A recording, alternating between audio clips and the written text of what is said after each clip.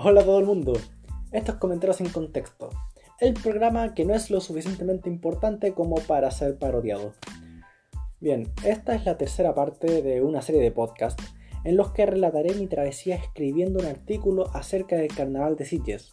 Ya introduje el tema de mi artículo y también ya presenté un resumen de otro artículo con el que el mío entrará en fuerte diálogo.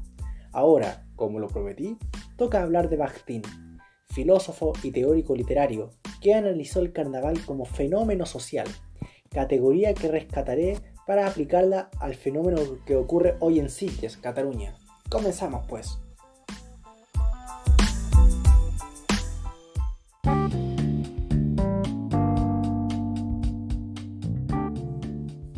Bien, ¿quién fue este señor? Mikhail Mikhailovich Bakhtin nace el 17 de noviembre de 1985 en la ciudad de Orión, parte del antiguo Imperio Ruso. Él fue miembro de una familia aristócrata en decadencia. Su padre era gerente de banco. Debido a este trabajo, su familia, con él, se mudó varias veces durante sus años de crecimiento. Esto indujo a que Bakhtin viviera en ciudades como Vilna y Odessa.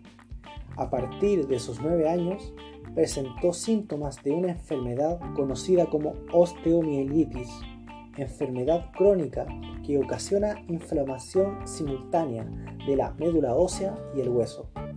Esta condición le llevaría a perder su pierna varias décadas después. En 1913 ingresó a la Universidad de la Odessa, aunque luego se trasladaría a la Universidad de San Petersburgo, en donde estudiaría filosofía y letras. Se interesó fuertemente por la filosofía alemana, especialmente por el clasicismo de Tadeusz Franzovich Zelinsky, quien acuñaría conceptos que después desarrollaría el propio Bakhtin. Terminó sus estudios en 1918 y se mudó a la ciudad de Nebel, en donde impartiría clases por 2 años. Fue durante este periodo que conoció a otros pensadores que compartían su interés en temas como política, religión o la ética. Ellos conformarían el Círculo de Bakhtin, un grupo de intelectuales que realizaría charlas periódicas acerca de filosofía alemana. Luego, en 1920, se trasladó a Vitebsk, contrajo matrimonio y continuó con su trabajo como profesor de literatura. Pero luego sería expulsado de su trabajo por sospechas de práctica religiosa. No olvidemos que todo esto ocurre en el marco soviético. En 1924 viaja a Petrogrado, lo que hoy es San Petersburgo, donde trabajó en su instituto histórico y ejerció asesoría en la Casa Editorial del Estado. Publicaría varios trabajos, pero el trabajo más conocido del autor, Problemas de la poética de Dostoyevsky, sería hecho público en 1929. Lamentablemente, poco después de su publicación, sería condenado al exilio luego de ser acusado de pertenecer a un movimiento clandestino de la Iglesia Ortodoxa rusa. Fue condenado a vivir en Siberia, pero alegaría a que, debido a su estado de salud, enviarlo al exilio sería condenarlo a muerte, por lo que logró que su condena se redujera a 6 años de vivir en Kazajistán. Allí trabajó como contable y aprovechó el tiempo para escribir una buena cantidad de ensayos. En 1936 se le restablecería el permiso para ejercer la enseñanza. Trabajó como pedagogo en Saransk, aunque su prestigio ya estaba menoscabado. Un año más tarde se mudó a Tver, cerca de Moscú. Gran parte de su trabajo concebido en esta época se perdería como consecuencia de la invasión alemana. Luego del final de la guerra, presentaría su tesis de posgrado. Tesis que generó respuestas dispares derivadas de su estilo anárquico y poco ortodoxo de su escritura. Fue necesario que el propio Estado soviético interviniera. El doctorado le fue negado, pero se le concedió un grado menor. En los años subsiguientes sería reconocido de otros modos.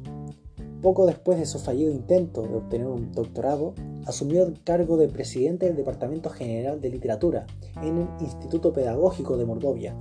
Luego, en 1957, fue nombrado jefe del Departamento de la Literatura Rusa y de Literatura Mundial. Se retira en 1961 y se traslada a Moscú como consecuencia de su deterioro de salud, hasta su muerte en 1975. Hay quienes creen que Bakhtin no fue descubierto, sino inventado. Su obra no fue conocida en Occidente, sino hasta después de su muerte. Sus alumnos terminarían por recopilar, editar y popularizar sus trabajos. Así es como Bakhtin fue conocido por el mundo, por lo que podríamos hablar de una comunidad bakhtiniana.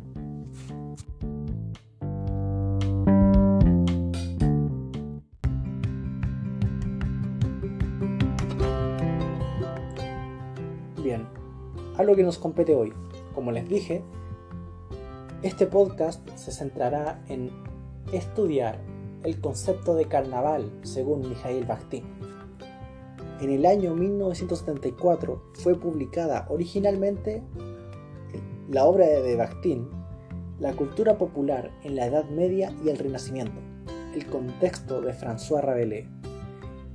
En este libro, el autor soviético desarrolla, entre otras cosas, el fenómeno carnavalesco. Para él, el carnaval no es solo un espectáculo teatral, sino una forma concreta y particular de experimentar la vida en lo que dura esta fiesta. Durante el periodo del carnaval todo está permitido. Las barreras de la vida cotidiana quedan suspendidas. El humor y la risa emergen como ejes de la cultura popular, reemplazando temporalmente los conflictos que aquejan a las personas durante el resto del tiempo del año. Las figuras de poder, en lo que dura el festejo, son susceptibles a ser parodiadas y burladas. Figuras del poder político, la iglesia u otras personas o grupos reconocidos son motivo de burla y risa, sin que esto signifique alguna acción ciudadana inmediata para lo que resta del año. Durante el carnaval se eleva lo escandaloso y lo extravagante al nivel de la normalidad.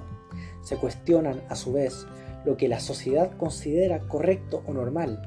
El carnaval profana las tradiciones y desmitifica las concesiones sobre las que se construye el mundo. Construye una nueva realidad con sus propias reglas, valores y figuras estándar. Es una realidad que se contrapone a la oficial diametralmente, lo que en la cotidianidad fuera de festejo se considera sagrado. El carnaval lo desacraliza y lo quita de su pedestal. Se invierten los valores. El carnaval crea lo que Bakhtin llama el mundo al revés. El mundo al revés se construye mediante la subversión de los valores y creencias de su determinado momento histórico. Todas las formas de expresión oral durante el tiempo del carnaval gozan de la libertad absoluta. El carnaval suspende los tabúes para revestirlos de normalidad. La plaza pública hace más honor que nunca a su adjetivo, acogiendo todos los tipos de experiencias vitales. Allí, todos los individuos interactúan como si se conociesen desde siempre y se cancelan los tipos de relaciones jerárquicas y de poder. En el carnaval, todos son iguales. El trato colectivo de todos y todas con el mundo se transforma y adquiere una dinámica que dista de cómo se constituiría en condiciones normales. A continuación, profundizaré en algunas de las características particulares del carnaval según Bakhtin, que creo será de mayor utilidad para la aplicación a mi artículo. La familiarización. Como ya se expuso, en el carnaval se abolen todo tipo de jerarquías. No existen las leyes, no existen los reyes, los presidentes, los héroes, ni ninguna otra figura de autoridad. Y esta abolición significa algo. En las fiestas oficiales, muchas veces, las figuras políticas eran el centro de la atención, como bien podían serlo también los miembros del clérigo durante las celebraciones religiosas. Cada sujeto en las fiestas oficiales tenía un lugar designado, lugar del que no podía salir. Para Bakhtin, la fiesta oficial era la consagración de la desigualdad para la sociedad en la que se llevaba a cabo. En el carnaval esto no ocurre. Los individuos pueden interactuar entre sí franqueando las paredes que se elevan por su condición económica, social o familiar. Durante el carnaval, las personas son libres e iguales. Se genera un ambiente cercano y familiar de todos con todos.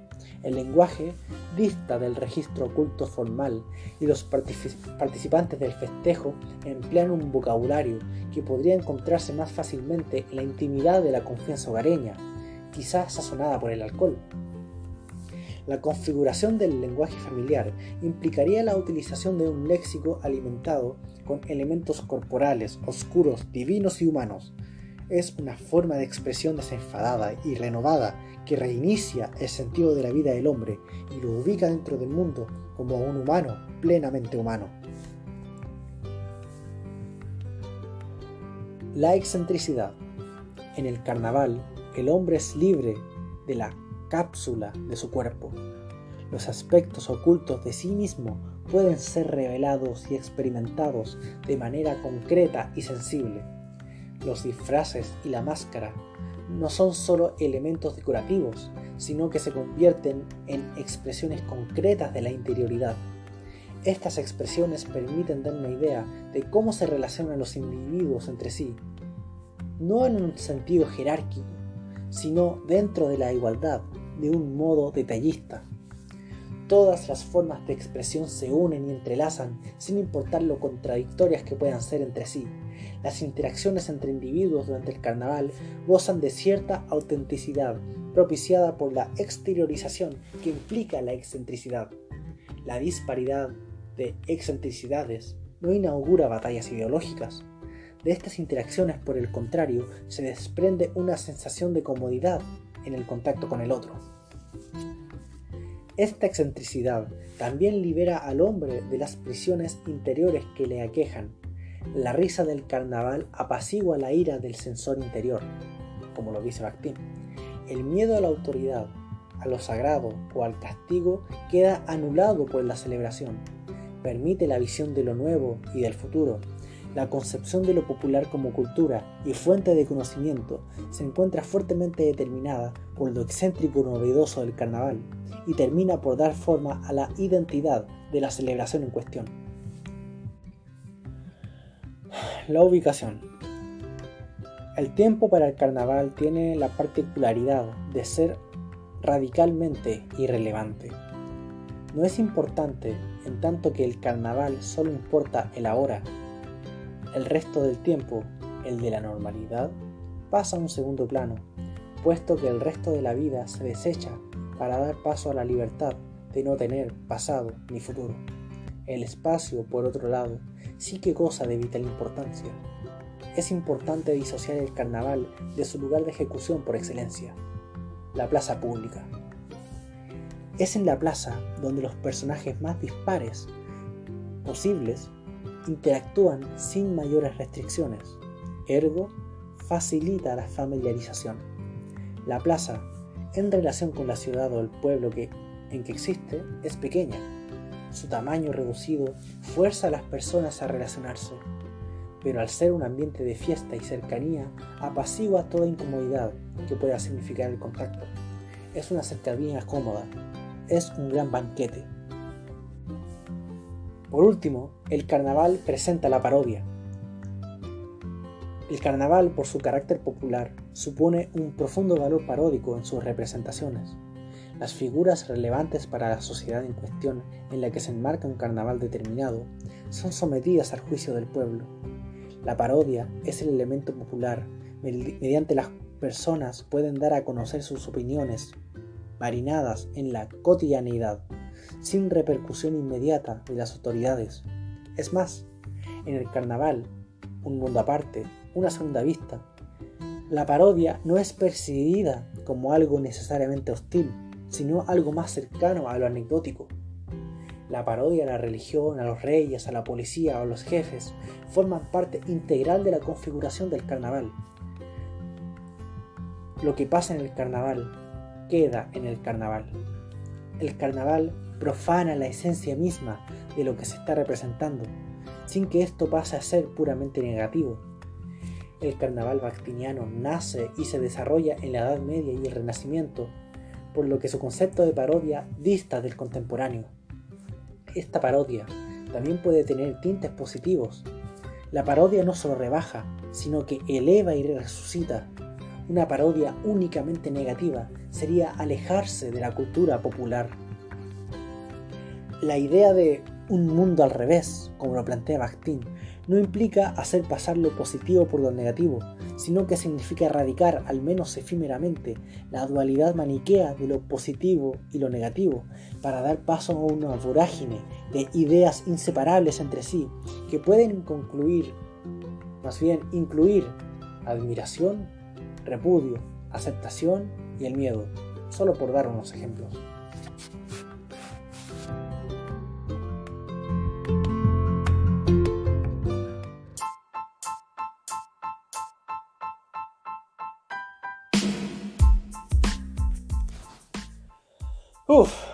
Eso sería más o menos lo que dice Bakhtin con respecto al carnaval, o más específicamente los aspectos del carnaval que son importantes para mi artículo. Tuve que leer un montón para poder sintetizar lo que plantea Bakhtin en cuanto al carnaval, y no puedo creer que esta sea la tercera vez que tenga que leer este libro de Bakhtin. Lo leí una primera vez como alumno, la segunda vez como ayudante y ahora como podcaster. Y eso sería todo por hoy.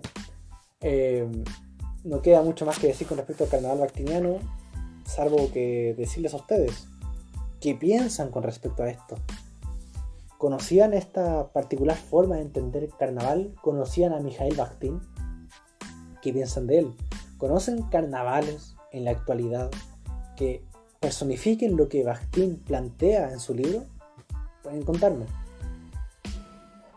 Son las 3 de la mañana en donde estoy ahora y pronto publicaré este podcast.